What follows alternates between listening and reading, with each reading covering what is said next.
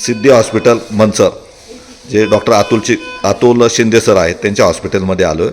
नंदा तानाजी सोनवणे या वय 65-60 वय, तर यांच्यावर त्यांच्या धीराने कोयत्याने हल्ला केला आणि त्या गंभीर पद्धतीने जखमी झालेत. त्यांचा उजवा हातपा त्याचं ऑपरेशन झालं आहे आणि डावा हाताला सुद्धा म्हणजे बऱ्यापैकी मार आहे, टाके पडलेत आणि जो उजवा पाय आहे त्यालासुद्धा गंभीर हे झाले. तर इथं ऑपरेशन झालेलं आहे. तर नेमकी काय घटना घडली, कसं घडली, तर त्यांचा जो मुलगा आहे त्याच्याकडून जाऊन, काय नाव तुझं? संपत तानाजी सोनवणे. हां, नेमकं काय घटना घडली, कसं झालं, काय कशाहून झाले हा वाद? हे काय झालंय, दुपारी माझं चुलते घरी आले होते. काय नाव त्यांचं? सुरेश धोंडेबा सोनवणे. हां. हे दुपारी घरी आले, आमची बाहेर मडकी होती हां. ती उचलून नेली आणि आई बाहेर होती. हां. आईला दम दिला, आज तुमच्या कुटुंबातला एक जणाचा हातपाय मोडून ठेवणार म्हणे, मारून टाकणार, आज धमकी देऊन गेला. हां. नंतर मग संध्याकाळी वार्षिक संमेलन शाळेचं होतं. हां. तर तो कार्यक्रम चालू होता. कार्यक्रमाला कोण कोण गेलं होतं? मी, आई, माझी मिसेस, हां. घरातलं पूर्ण कुटुंब कार्यक्रमाला गेलं होतं. हां. आणि त्याच्यात माझी आई बाथरूमला म्हणून गेली, लघवीला गेली. तसंच त्यांनी तिथं पळत पळत जाऊन आईवरती वार केले. हां. मग आई पळण्याचा प्रयत्न करत होती, तिथं खाली आई पडली. खाली आई पडल्यावरती परत पाठणीवर आणि पोटावरती वार केले. कशाने वार केले? ह्याने कोयत्याने. कोयत्याने केले. हां.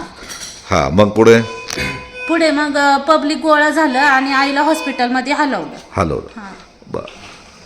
प्रायव्हेट गाडीने. कशामुळे त्यांनी कोयत्याने हल्ला केला यांच्यावर? काही घरगुती वाद, अनेक नाही का, येऊन शिवीगाळी दररोज देतो, कुठं काय करतो आणि म्हणतो हे माझं आहे, ते माझं आहे, तू असं केलं, तू तसं केलं. आईवरती अनेक पद्धतीचे आरोप करतो तो, वेगवेगळ्या पद्धतीने.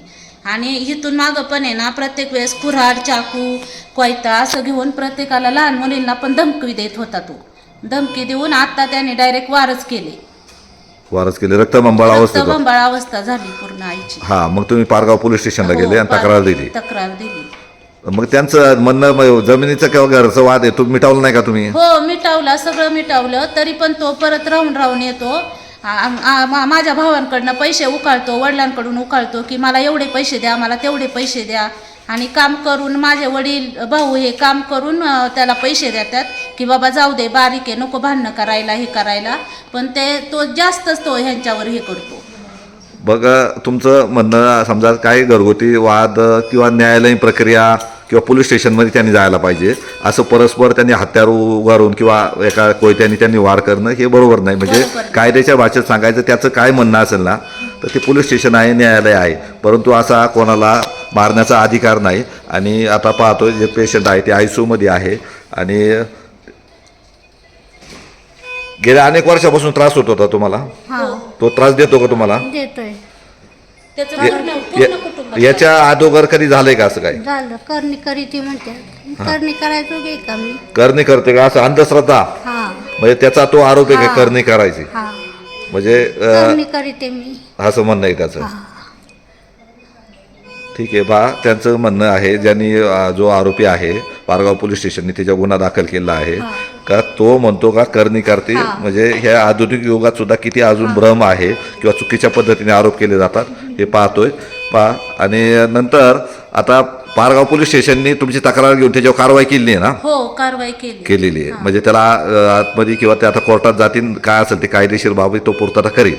तो घरी येऊन, आई वडिलांच्या घरी येऊन लहान लहान पोरींना पण धमकावतो, कुऱ्हाड दाखवतो, कोयता दाखवतो आणि म्हणतो तुम्हाला मर्डरच करणार, असंच करणार, काही पण धमक्या देतो तो, लहान मुलींना सुद्धा.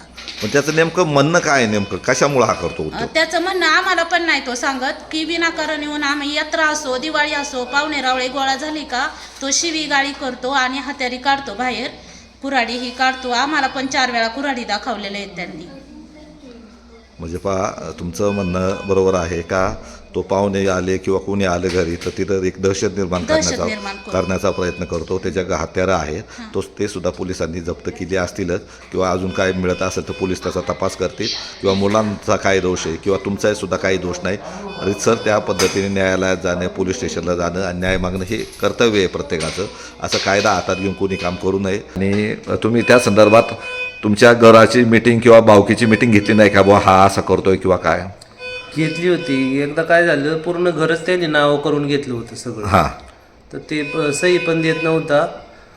नंतर गावच्या पुढाऱ्यांनी हे पुढाकार घेऊन नंतर त्यांनी त्याची जागा त्यांच्या नाव घेतली, आमची वडिलांच्या नाव करून दिली. दमदाटी देऊन दमदाटी करून 1 लाख रुपये त्यांनी रोख कॅश घेऊन मग सही मग म्हणला सही देतो, 1 लाख रुपये मला द्या, मग मी तुमचं नावावर तुम्हाला देतो करून. अशी दमदाटी देऊन घर नावावर करून घेतलं होतं त्यांनी.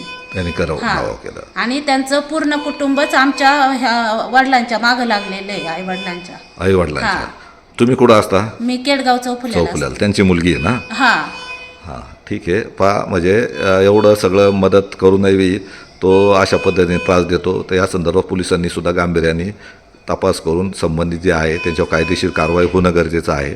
सध्या कारवाई झाली आहे, परंतु पुन्हा तो सुटून येऊन किंवा काय भविष्यात दहशत निर्माण करू नये, त्याला प्रतिबंध करणं हे पोलिसांचं काम आहे.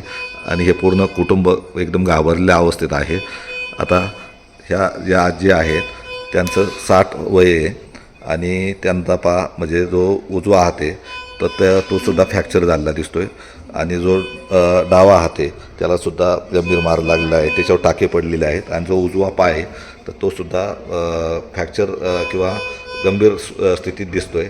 तर अशा पद्धतीने कायदा हातात घेऊन कोणी काम करू नये. पारगाव पोलिसांनी संबंधित गुन्हा दाखल केला आहे आणि पोलीस आता त्याचा तपास करत आहे.